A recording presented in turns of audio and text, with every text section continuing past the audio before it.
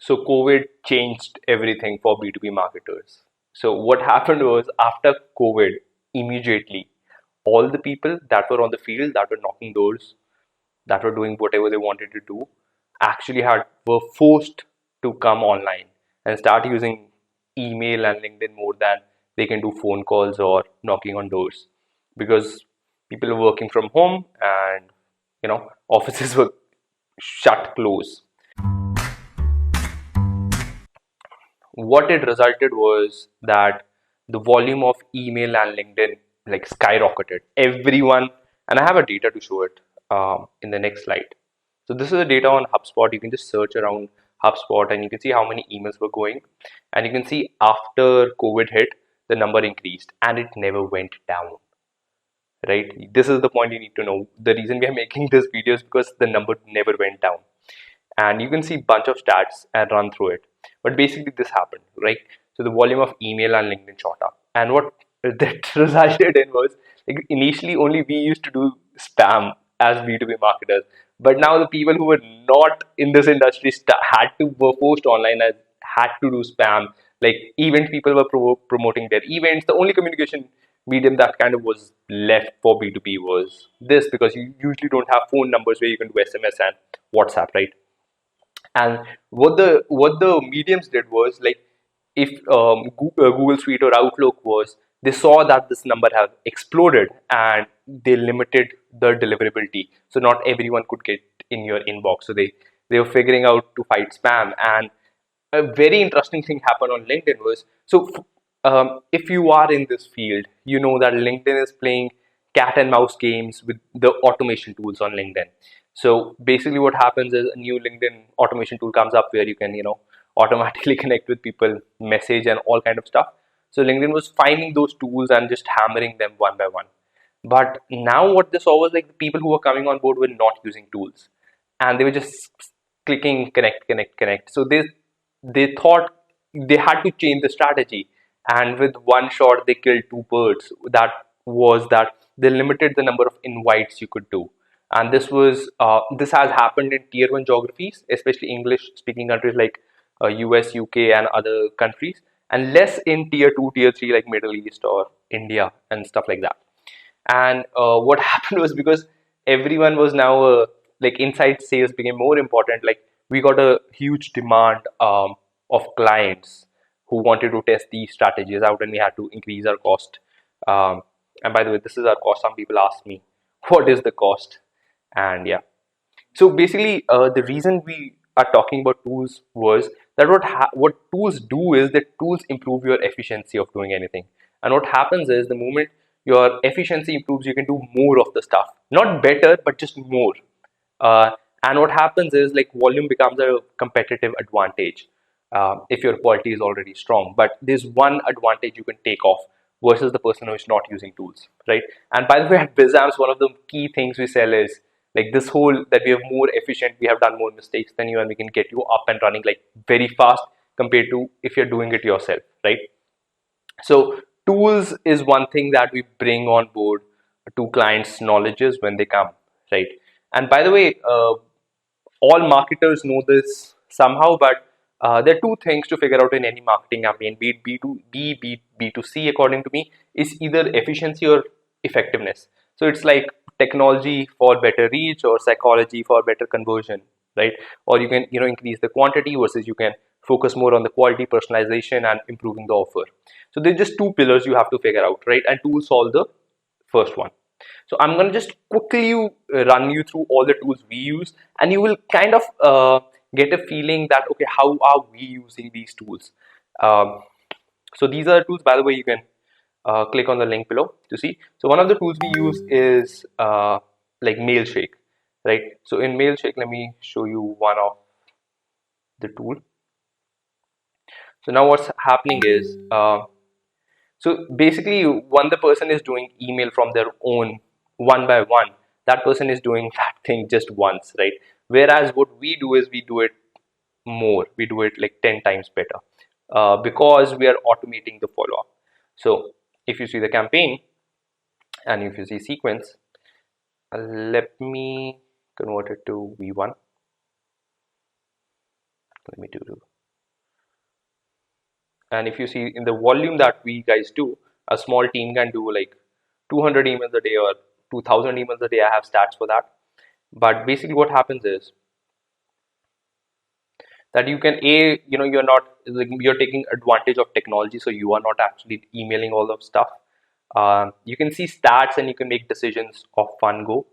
You can add people at one end and you can see what you're getting at every end, that like how many people replied and how many of them are positive leads, and automatically only best ones are going in the next stage, and the follow-ups are automated. This is the first email, this is the second email, this is the third email, this is the reply on the same email.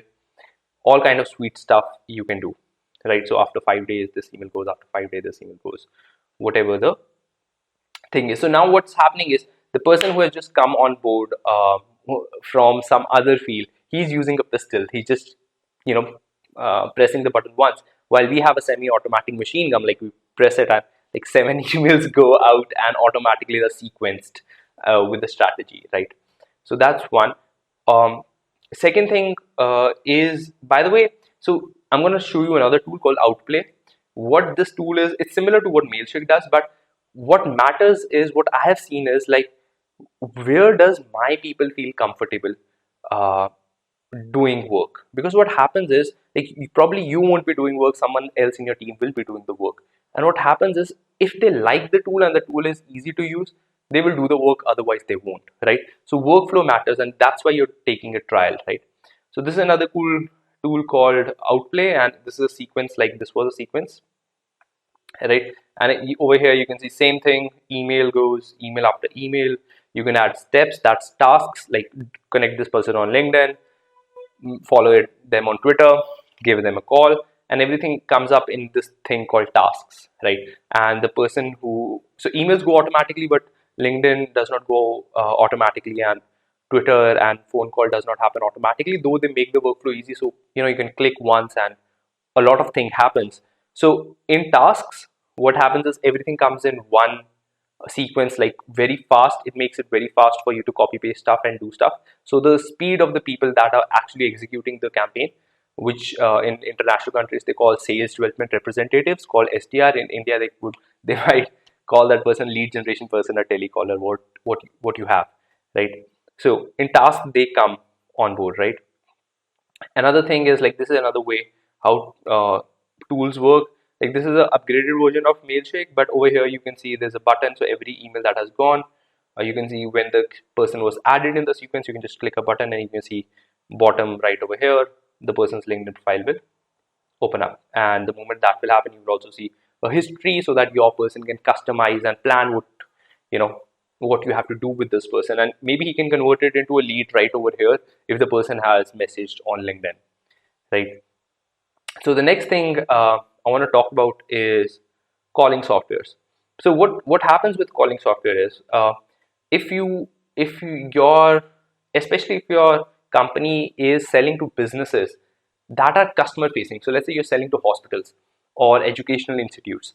That industry is consumer facing. You're selling to that business, and over there, if you call the reception person, they will get you the right person, because that business is B2C. Whereas let's say you're selling to an IT company or a huge multinational brand, you probably won't get to the decision maker. In that cases, in the initial cases, what you want is, like, you want to speed up the calling process. Where the person is calling, I don't know, 75 people, you want them to call 100. And the way you do it is, you basically go to dialer tools. What these dialer tools is, you just upload a list and they automatically dial and connect you, so that your dialing time, the person who's dialing or who's typing the number in Skype or wherever there is, that speed goes up, and the person is only focused on just looking at the work and not dialing, because typing also takes time. It's small things add up, right? So what I have experienced is 30-40% of your speed goes up, and this is some tools. Don't go for the cheapest ones. Actually, what I would suggest is start from the ones that are more than $70 at least, because the ones that are less than $70, they might have connectivity issues, all kind of stuff. But yeah, just take a crack at it. This is one place to look at.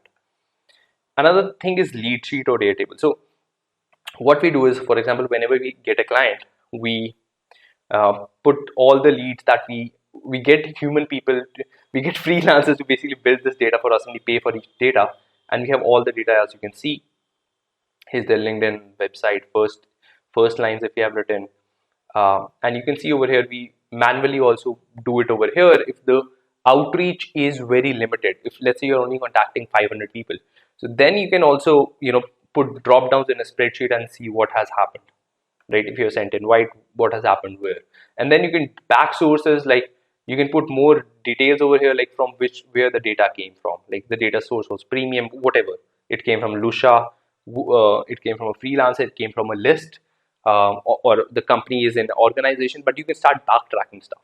Even in sales, what we do is, okay, so this is our data. So basically, whichever lead I get from somewhere, I put it in this Airtable.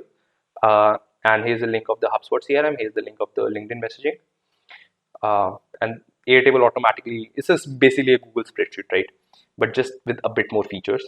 This is the person, this is when it was last modified. And you will see their phone numbers, and you will see what the salesperson has done, when the last activity was done, what this said.